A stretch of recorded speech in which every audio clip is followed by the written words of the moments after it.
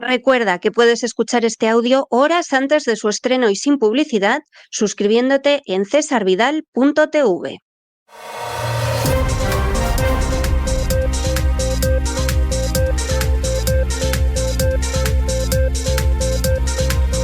Las noticias del día. Estamos de regreso después de ese editorial que hemos dedicado a unas informaciones publicadas por un medio israelí, no por un medio palestino, no por la extrema izquierda, no por los nazis, no, por un medio israelí de enorme prestigio como es Haaretz. Por cierto, traducción La Tierra. Haaretz ha contado en un informe que se publicó a finales de la semana pasada que eso que llaman el ejército más moral del mundo y que a estas alturas hay que ser verdaderamente un majadero para creérselo, es decir, el ejército israelí, asesina de manera sistemática a palestinos que en Gaza vienen a recoger comida en lugares que están controlados por Israel o por una entidad de Estados Unidos que respalda Estados Unidos. ¿Que esto se puede producir en algún caso de manera errónea? Pues sí, desgraciadamente, claro que puede ser así. Pero el problema es que estamos hablando ya de cerca de 500 muertos y de más de 1.000 heridos. Esto no es un error. Esto podría alguno decir, bueno, pero esto obedece al embrutecimiento de los soldados israelíes. Y hubiera podido ser una explicación si no fuera porque el número es muy elevado. Es decir, efectivamente puede haber soldados embrutecidos, los hemos visto desde el principio de la guerra, que llevaran a cabo este tipo de crímenes de guerra. Pero se supone que para eso está el mando, para impedir la perpetración de los crímenes de guerra. Lo que nos ha mostrado el reportaje de Haaretz es que esto no son episodios aislados y desde luego por su número es imposible que así sea. Es que estos soldados obedecen órdenes de mandos militares israelíes. Y esto lo han testificado distintos soldados. Claro, a uno se le puede ocurrir pocas conductas más criminales, más asquerosamente cobardes y más indignantes que el que pobre gente que es absolutamente indefensa y que va buscando una botella de agua o las raciones que le dan, que por cierto son raciones miserables, son raciones simplemente para retrasar algo la muerte por inanición, pues que a esa gente se la dispare con ametralladoras o en un momento determinado incluso se le lancen bombas. Es muy difícil pensar en algo que pueda ser más miserable. Pero ahí lo tienen ustedes con Haaretz y, por supuesto, con la opinión pública internacional mirando en otra dirección para vergüenza suya. De eso hablábamos hoy en el editorial, pero tenemos que entrar ya en nuestro boletín y, como siempre, entramos en nuestro boletín partiendo de las noticias de España. Y desde luego la primera noticia es una noticia bomba y es que el Tribunal Supremo ha ordenado el ingreso en prisión, además sin fianza, de Santos Cerdán. Santos Cerdán, que hace un par de semanas tocaba la gloria porque era el secretario de organización del Partido Socialista. Bueno, ¿y por qué? Pues fundamentalmente por organización criminal, por cohecho y por tráfico de influencias. Para que ustedes se enteren, porque había una serie de adjudicaciones públicas que se daban mediante pago y que además beneficiaron muchísimo a Cerdán y a gente cercana a Cerdán. De hecho, hay una empresa, una constructora de la que Cerdán tiene el 45% de la propiedad y que recibió a lo tonto hasta 76 millones de euros, que no está nada mal. ¿Qué ha pasado con Ábalos y con Koldo García? Pues que el juez no los ha enviado a prisión. Y no los ha enviado a prisión, y se lo hemos repetido en multitud de ocasiones, porque la defensa de todos ellos, lo que pasa que claro, en el caso de Santos Cerdán era muy difícil, la defensa, les decíamos, gira en torno al hecho de que las pruebas no son pruebas legales.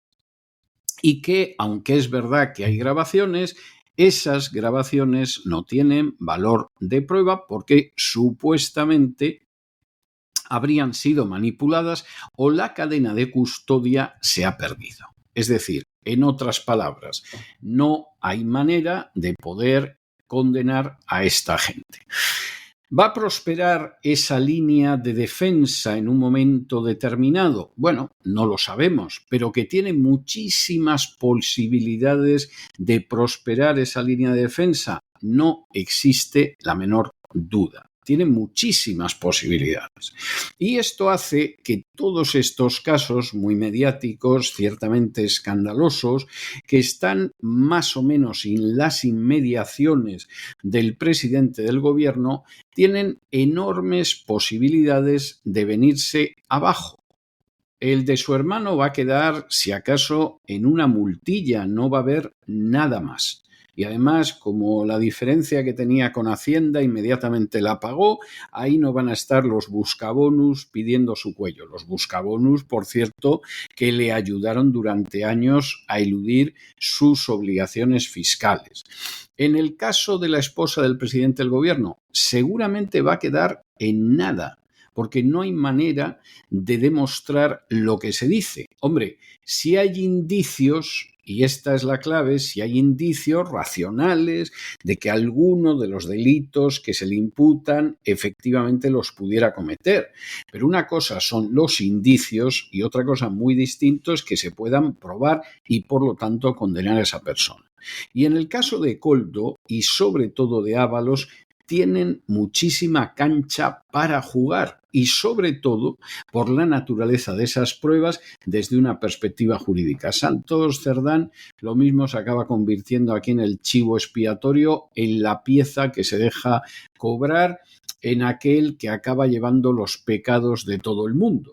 Pero en términos generales las otras causas, aunque efectivamente sean muy mediáticas, aunque resulten muy escandalosas, aunque apunten a un estado de corrupción terrible, no está nada claro que acaben en sentencias condenatorias. Y como se lo decimos ahora, se lo vamos a seguir diciendo.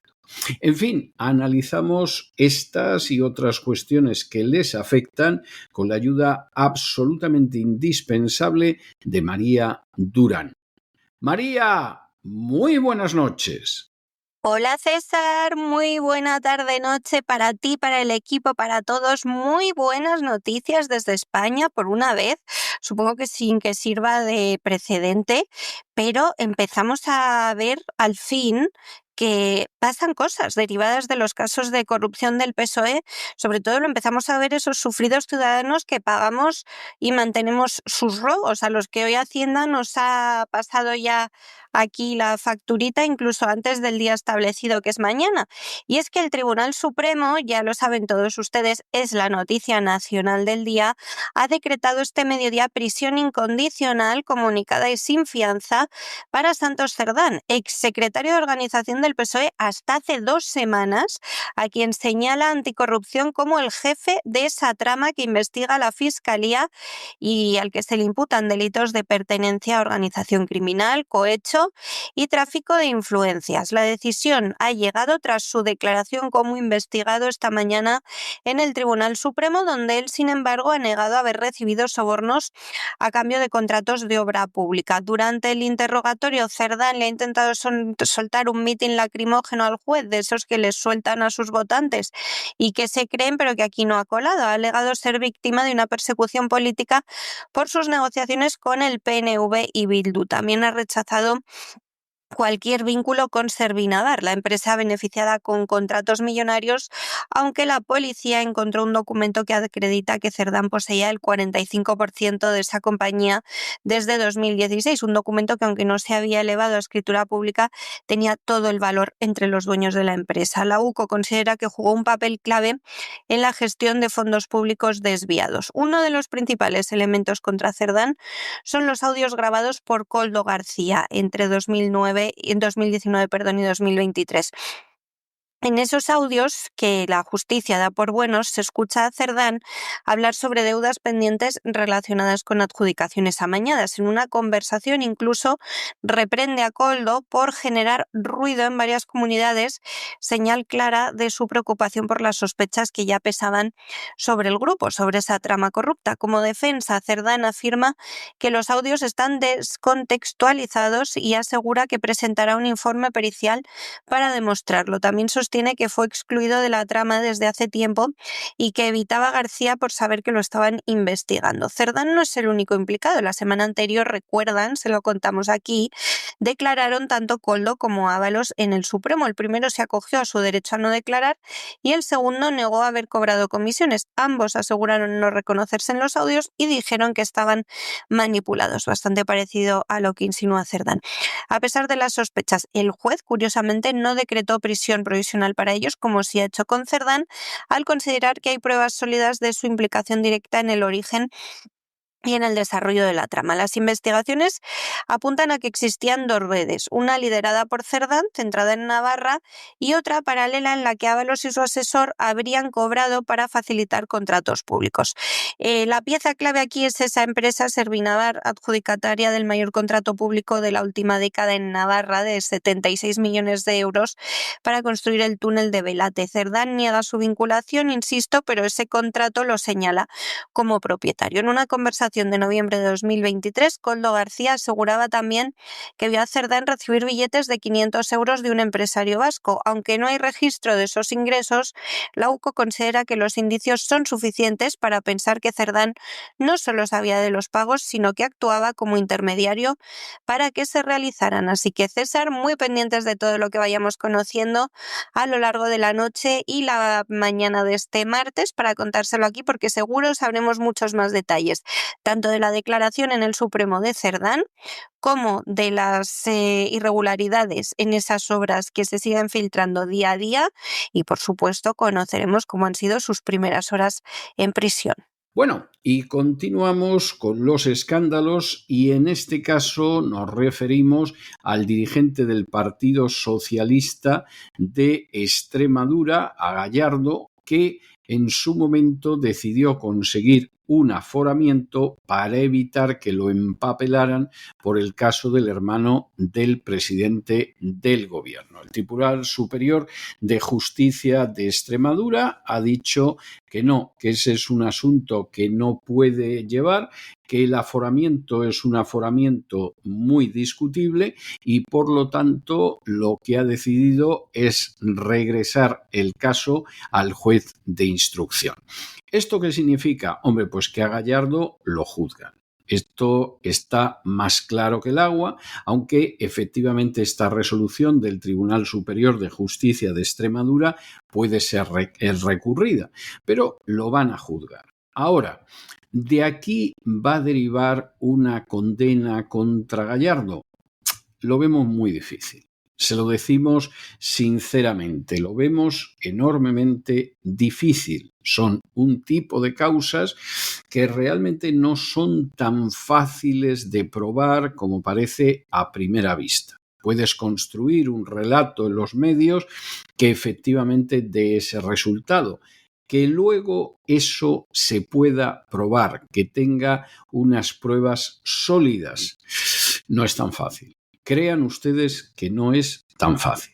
Otro notición no tan grandioso como el de Cerdán, pero que tiene que tener a Pedro Sánchez nerviosito. El Tribunal Superior de Justicia de Extremadura ha asestado un duro golpe al líder del PSOE en la región, a Miguel Ángel Gallardo, al rechazar su aforamiento y declararse incompetente para juzgarlo en el caso Hermanísimo. Ya saben, la contratación de David Sánchez, hermano del presidente del gobierno, para un puesto a dedo y que no se necesitaba. La Sala Civil y Penal del Tribunal Superior de Justicia extremeño considera que hubo una maniobra apresurada para obtener protección judicial, anulando así su aforamiento exprés y devolviendo el caso al juzgado de instrucción que lo inició. La decisión no es firme, puede ser recurrida ante el Supremo. En el auto, los magistrados denuncian una estrategia deliberada para trasladar el caso desde el juzgado ordinario al Tribunal Superior, describiendo una secuencia de hechos cuidadosamente orquestada. Según el tribunal, no se trató de un aforamiento sobrevenido tras las elecciones, sino de una maniobra absolutamente planificada. El 19 de mayo, ya saben, 4 candidatos precedentes en la lista del PSOE renunciaron simultáneamente a sus escaños, invocando motivos personales y profesionales. Ese mismo día, un notario acudió a la sede del PSOE regional, donde en un acto prácticamente simultáneo los candidatos firmaron sus renuncias, aunque algunos de ellos vivían lejos de Mérida. Las dimisiones fueron notificadas por el secretario de organización del partido a la Junta Electoral sin que conste documentación que ratifique la voluntariedad de esas renuncias ante la mesa del Parlamento. Esta operación permitió que Gallardo, de quien se comenta que es pareja del hermano de Pedro Sánchez, siguiente en la lista, asumiera el acta de diputado y con ello adquiriera la condición de aforado, justo antes de que la juez instructora Beatriz Viedma elevara el caso al Tribunal Superior de Justicia de Extremadura. Esta magistrada ya había criticado públicamente esta maniobra, que comparó con prácticas propias de estilo bielorruso. El Tribunal Superior señala que incluso si el auto de apertura de juicio oral no se hubiera emitido todavía, el indicio claro de manipulación del derecho al juez ordinario ya era suficiente para invalidar el aforamiento. En su resolución, la Sala defiende también con firmeza la independencia judicial y recuerda que el aforamiento no implica impunidad. Además, rechaza frontalmente cualquier insinuación de que unos tribunales sean más imparciales que otros, advirtiendo que este tipo de actitudes erosiona la confianza en el Poder Judicial y contradice el artículo 107.1 de la Constitución española, que consagra el principio de sujeción de jueces y tribunales únicamente a la ley. Y de España nos vamos a Hispanoamérica y les traemos una noticia deliciosa. Ustedes recordarán que cuando la presidenta Sheinbaum se empeñó, pero la cosa venía de antes además, en que los jueces pudieran ser elegidos, algunos nos llevamos las manos a la cabeza, sobre todo porque conocemos la sociedad mexicana. Y nos temíamos mucho que esto iba a erosionar todavía más y acabar todavía más con la independencia de los jueces en México. Había gente que decía que esto iba a ser la voluntad popular, etcétera. Si no es la voluntad popular, si es que un juez lo que tiene que hacer es juzgar con justicia e independencia, no representar la voluntad popular. La voluntad popular en un momento determinado decidió que liberaran a Barrabás y que crucificaran a Jesús. O sea que en términos judiciales no es precisamente la mejor de las consecuencias y la mejor de las bases. ¿Y qué ha sucedido? Bueno, pues que Silvia Delgado, que por si alguno de ustedes no lo sabe, fue abogada del Chapo, del grandísimo narcotraficante mexicano, acaba de ser elegida juez de lo penal en Chihuahua. Esto es algo verdaderamente maravilloso y ha sido seleccionada en las elecciones judiciales que hubo el 1 de junio en México. Claro, como ustedes comprenderán, el hecho de que en un momento determinado la que fuera abogada del Chapo se convierta en juez, y además en juez en asuntos penales, ha hecho que pusieran el grito en el cielo determinados colectivos, porque, claro, aquí la sensación que hay es que ya se pueden ustedes imaginar que en Chihuahua el narco va a conseguir llevar adelante lo que quiera. Todo esto, además, en unas elecciones que fueron tremendas porque se caracterizaron por una violencia terrible. Asesinaron a 27 candidatos. O sea, es algo verdaderamente terrible. Nos gustaría equivocarnos, nos gustaría pensar que la señora Delgado va a desarrollar su carrera judicial con una independencia, una integridad, una honradez verdaderamente maravillosa. Pero sinceramente lo que nos tememos es que es uno de los tantísimos casos en que el crimen organizado va a controlar a los jueces. Y va a controlar a los jueces, entre otras razones, porque va a apoyar determinados jueces que se presentan a las elecciones y los jueces después van a responder sometiéndose al crimen organizado. Y esto se veía venir desde el principio. Cuestión aparte es que Sheinbaum y otra gente antes de Sheinbaum pues pensarán que de esa manera controlaban a los jueces y todos tan felices. Pero esta es la realidad y es muy inquietante, verdaderamente muy inquietante. Ustedes imagínense que en un momento determinado los que fueron abogados de los terroristas de ETA se convirtieran en jueces en las provincias vascongadas. Y a lo mejor les parecería a ustedes que es maravilloso, pero sinceramente lo dudamos. Eso sería un desafío al sentido común más elemental. Hace 2 semanas conocíamos que Silvia Rocío Delgado García, quien fuera en su día abogada del narcotraficante conocido como Joaquín El Chapo Guzmán, había sido elegida juez en esas elecciones impulsadas por la ultraizquierda, por Claudia Sheinbaum, en México. Ya saben que el pasado mes se votó a los jueces, a varios cientos de jueces. Bueno, ahora sabemos que va a ejercer como juez penal en la ciudad de Juárez, en el estado de Chihuahua, tras esas elecciones de hace exactamente un mes. Su nombramiento ha generado un fuerte debate público debido a sus vínculos previos con el peligrosísimo cártel de Sinaloa, ya que diversas organizaciones de civiles la señalan como una candidata de alto riesgo. Delgado es una mujer de 51 años, licenciada en Derecho por la Universidad Autónoma de Juárez, tiene un máster en amparo y una especialización en mediación. Su elección se enmarca en esa reforma judicial aprobada en septiembre de 2024 que permite por primera vez en México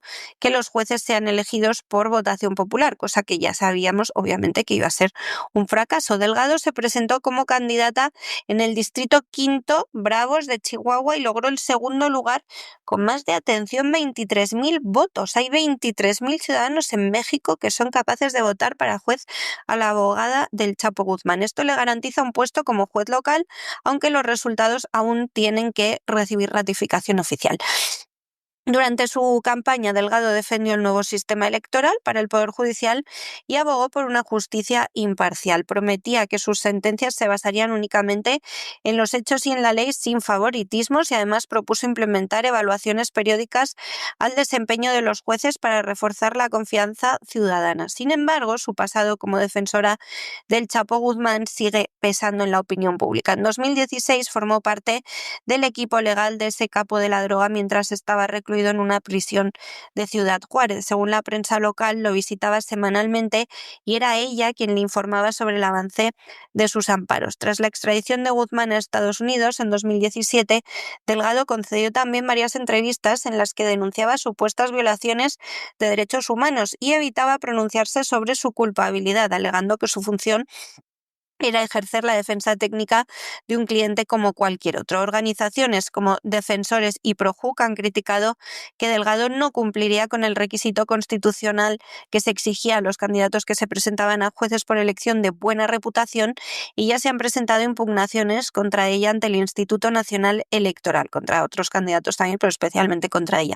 No obstante, hasta ahora ninguna ha derivado todavía en la anulación de candidaturas, lo que ha llevado a acusaciones de permisividad por parte de las autoridades. El caso de Delgado se produce en un contexto muy delicado porque estas elecciones judiciales de 2025 han sido las más violentas en la historia reciente de México, con al menos 27 candidatos asesinados. México es un estado fallido y cada elección política lo demuestra. Analistas advierten también que la composición del nuevo Poder Judicial refleja una clara inclinación hacia el partido oficialista Morena, lo que ha desatado temores sobre la erosión de los contrapesos democráticos y la posible penetración del crimen organizado en las instituciones judiciales, que al fin y al cabo era exactamente lo que buscaba la ultraizquierda en el poder. Y nos vamos de México a Colombia, donde la Procuraduría de Colombia pide la absolución de Álvaro Uribe. La Procuraduría, para que ustedes se hagan una idea, sería un equivalente a la Fiscalía en España y considera que no hay pruebas, ni mucho menos suficientes ni coherentes para sostener que el que fue en su día presidente de Colombia manipulara a testigos y llevara a cabo fraude procesal. Es más, insisten en que no está nada claro que la estructura probatoria del caso sea sólida. Desde luego dicen que, que no ha habido vulneración de garantías procesales, pero que las pruebas no son suficientemente sólidas. Piensen ustedes lo que quieran de esta causa. Hay gente que consideraba que efectivamente las pruebas contra Álvaro Uribe eran de una solidez verdaderamente como la de la roca de Gibraltar. Hay otros que han ido por una línea más garantista y nos encontramos con algo como con Ábalos y con Koldo. Es decir, pruebas hay, pero que esas pruebas se puedan utilizar de manera contundente para una condena, no.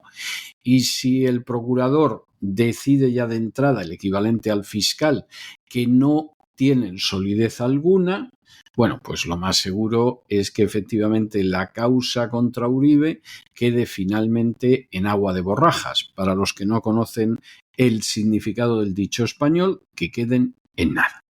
La Procuraduría General de Colombia ha solicitado la absolución del expresidente Álvaro Uribe Vélez en el proceso judicial que afronta por presunta manipulación de testigos y también por fraude procesal. Esta petición se ha presentado durante una nueva audiencia del caso que ha generado gran atención mediática y política en un país que está muy dividido por esas críticas del ejecutivo del ex narcoguerrillero Gustavo Petro a su oposición, que ha llevado incluso a que el principal opositor fuese tiroteado hace unas semanas. Según el organismo, los argumentos presentados por la Fiscalía no son lo suficientemente coherentes ni consistentes como para justificar una condena contra el exmandatario. En opinión de la Procuraduría, las pruebas no logran establecer de forma clara una conexión directa entre los hechos descritos y los cargos penales imputados. Un representante del Ministerio Público explicaba también que existe una falta de coherencia, decía, entre el relato de los hechos y su interpretación jurídica, lo que afecta al desarrollo de las pruebas en el juicio. Aunque esta inconsistencia no implica una vulneración de las garantías procesales, necesariamente sí debilita gravemente la estructura de la acusación. La claridad, decía el funcionario, en los hechos jurídicamente relevantes es esencial. No solo es necesaria para estructurar adecuadamente la imputación y la acusación, sino también para definir la estrategia probatoria de las partes. En este caso, según indicaba, tanto la Fiscalía como la defensa han expuesto teorías alternativas sin una base suficientemente sólida, lo que ha dificultado avanzar con claridad en el proceso. Con esta declaración, la Procuraduría se alinea con la defensa del expresidente Uribe y pone en duda la capacidad del caso para sostenerse judicialmente. Ahora queda en manos del tribunal valorar las posiciones de las partes y decidir si Uribe deberá enfrentar ese juicio o será exonerado. Y nos vamos de Hispanoamérica a la información internacional, porque saben ustedes que la Comisión Europea y distintos eurodiputados estaban absolutamente indignados porque el gobierno húngaro había decidido poner límites a la manifestación del Día del Orgullo Gay, límites sobre todo encaminados a proteger a los niños de unas imágenes que no son precisamente ejemplares, y entonces la Comisión Europea, después de intentar presionar a Víctor Orbán, un Víctor Orbán que por supuesto lo que ha hecho ha sido resistir, y eso le honra, porque no puede ser que unos burócratas de Bruselas envenenados de agenda globalista digan a los países de la Unión Europea lo que tienen que hacer.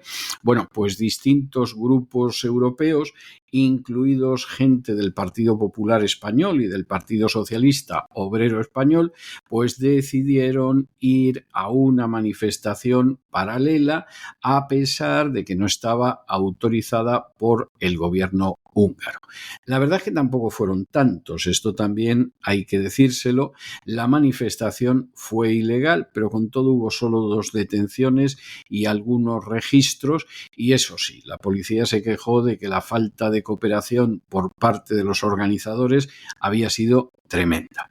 ¿Qué gente fue de la política española? Hombre, pues gente relativamente importante, ¿no? Por ejemplo, fue Yolanda Díaz, que es vicepresidenta del gobierno español, fue Ernest Urtasun, fue Irene Montero, que claro, se tiene que apuntar a estas cosas y fue con otros eurodiputados, y la que tenía que ir, que hubiera sido verdaderamente un puntazo, hubiera sido un personaje importantísimo, era la comisaria de Igualdad de la Unión Europea, Haya Lakbid, pero esta alegó motivos personales y no apareció por allí.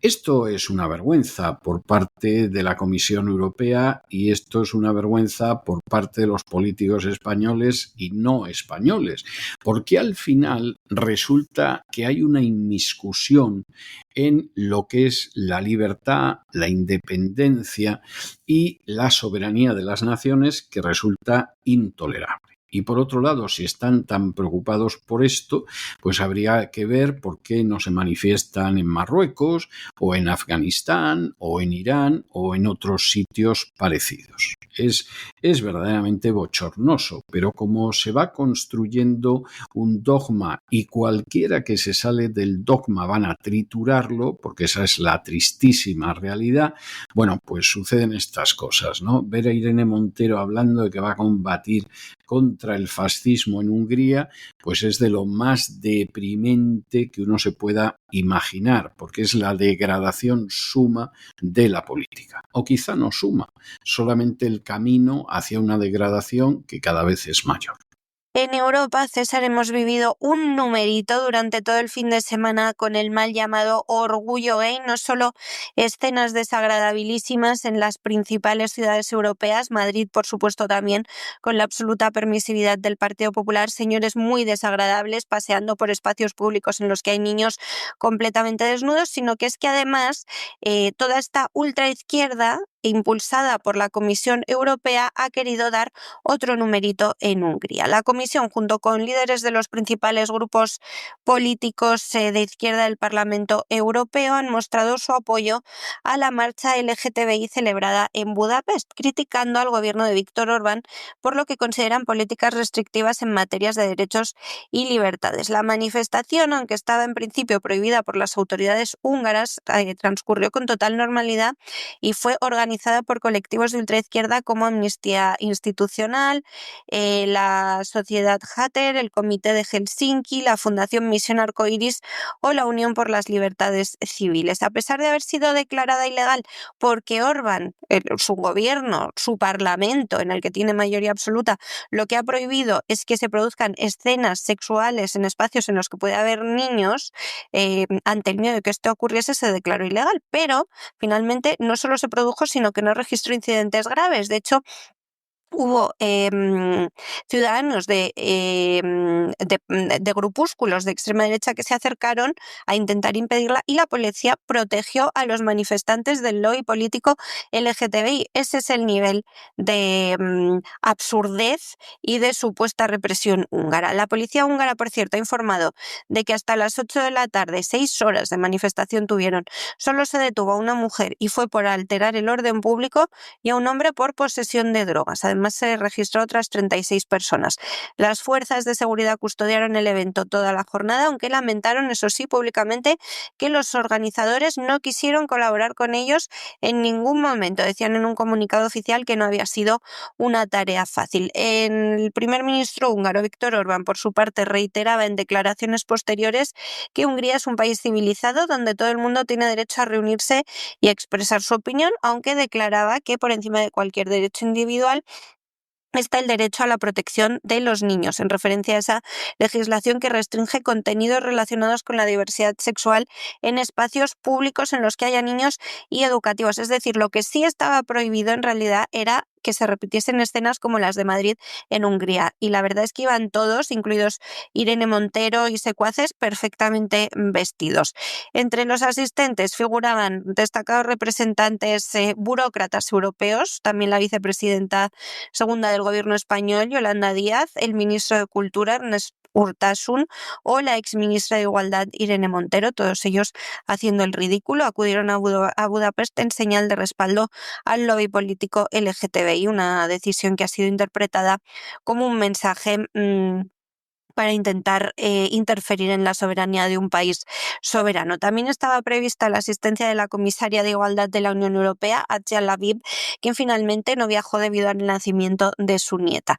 Eligieron todos ellos estar en Budapest, ciudad considerada una de las capitales más seguras de Europa, precisamente porque Orbán se ha opuesto frontalmente a la inmigración ilegal y masiva musulmana, y trataron de realizar una muestra de apoyo al lobby político LGTBI que contrastó con la inacción de todos ellos ante países como Marruecos, por ejemplo, que a Irene Montero y compañía les quedaba más cerca que Budapest, donde los derechos de las personas homosexuales sí siguen estando gravemente restringidos. En fin, la izquierda europea, que es una cosa demente. Bueno, y ya que estamos hablando de acabar con la libertad política, de ir hacia una dictadura en el seno de la Unión Europea, de que desaparezca la libertad de los ciudadanos, nos vamos a Alemania, donde los socialdemócratas están impulsando la ilegalización de Alternativa por Alemania, un partido que es patriota y que, por cierto, es más respaldado en buena parte del territorio alemán que el Partido Socialdemócrata. De hecho, en estos momentos son la segunda fuerza política del país. ¿Y cuál es la razón? Bueno, pues que han decidido que tiene una intención antidemocrática y que por lo tanto la tienen que expulsar. ¿Y qué dicen los demócratas cristianos, que serían pues una especie de equivalente del Partido Popular en España? Pues no dicen ni pío. Están mirando para otro lado, no defienden la libertad y da la sensación de que pueden en un momento determinado acabar apoyando de manera clara la ilegalización de Alternativa por Alemania, como está pasando con los partidos patrióticos. Para remate, la Oficina Federal para la Protección de la Constitución podría ser utilizada para calificar Alternativa por Alemania como extremista y en un momento determinado ilegalizarla. Esto es una vergüenza. Esto es una señal de hasta qué punto la Unión Europea cada vez se parece menos a lo que sería una unión de países democráticos para ir avanzando hacia una dictadura despótica, globalista, en la que los ciudadanos tienen que ponerse de rodillas ante las nuevas inquisiciones porque no tienen manera de hacer nada. Aparte de eso, y donde cuando se desarrolla un partido patriota que piensa en los intereses de su nación más allá de la dictadura de la agenda globalista, pues intentan ir a por él, porque lógicamente son partidos que van creciendo. Si esto pasa con Alternativa por Alemania en Alemania, imagínense ustedes el futuro que puede tener Vox, que es bastante más tibio y bastante menos sólido que Alternativa por Alemania. Y hablando de libertades, este domingo el Partido Socialdemócrata Alemán, con el silencio cómplice de la CDU, equivalente al Partido Popular, ha aprobado en su Congreso de Berlín iniciar el proceso para ilegalizar a la formación soberanista Alternativa por Alemania, AfD, ese partido que se ha consolidado como la segunda fuerza política en el país, que se opone también a la inmigración masiva y que no para de crecer. Con esta decisión, los grandes partidos del sistema evidencian su temor a las urnas y optan por la vía judicial para eliminar a su competencia en lugar de intentar combatirla en términos democráticos. La resolución fue aprobada por los delegados socialistas y contempla la creación ahora de un grupo de trabajo que recopile pruebas, dicen ellos, contra FD, con el objetivo de presentar una solicitud de ilegalización ante el Tribunal Constitucional. Es decir, en lugar de afrontar las razones del creciente respaldo ciudadano a FD, que obtuvo un 20,8% de los votos en las pasadas elecciones del 25 de febrero, bastantes más que los socialistas, los partidos tradicionales del bipartidismo apuestan por el autoritarismo disfrazado de defensa constitucional. El secretario general del SPD, los socialistas, Lars Klingbeil, justificaba esta medida asegurando que se trata esa tarea, que ello sea un autoimpuesto, de una tarea histórica para expulsarlos del Parlamento, una declaración que pone en entredicho el compromiso de los socialistas con el pluralismo político.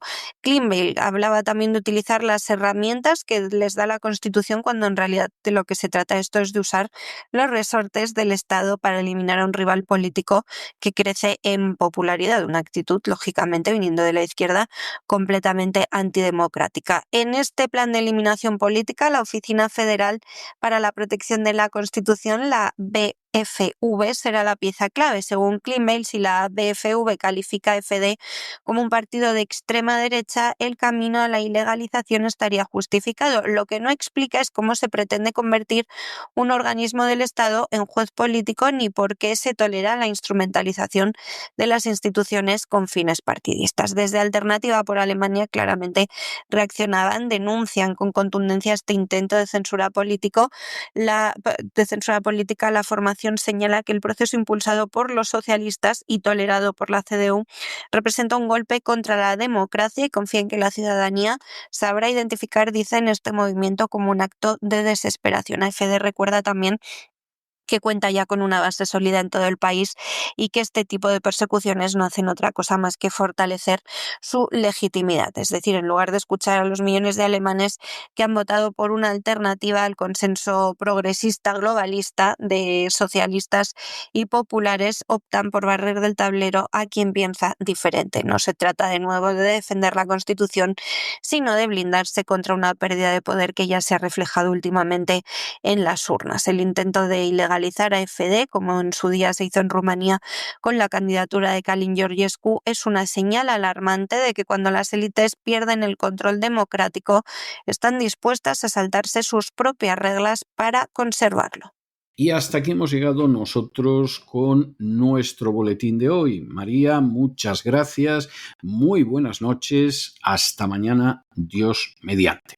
Es todo por hoy, César. Muy pendientes, como te decía, de todas las novedades del caso Koldo Ábalos Santos Cerdán, y no sabemos si pronto Pedro Sánchez, José Luis Rodríguez Zapatero. En fin, muy feliz noche a todos. Pero ustedes no se nos vayan porque ya se dibuja gallarda sobre el horizonte la silueta de don Lorenzo Ramírez, que se dirige hacia el avión del Despegamos para darle el niquelado habitual a la economía mundial. Y luego se quedará un ratillo más con nosotros, porque saben que hoy es lunes y los lunes tenemos un programa doble y sesión continua dedicado a la cultura hispánica. Primero estaremos en el Asinfo España, don Lorenzo y un servidor de ustedes, continuando hablándoles de la figura del Cid y mostrándoles esa historia de España oculta, tergiversada y mentira.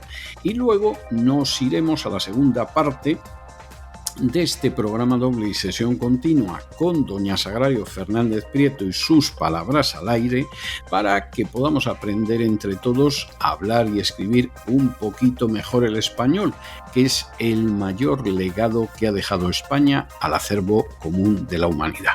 De manera que no se vayan, que regresamos enseguida.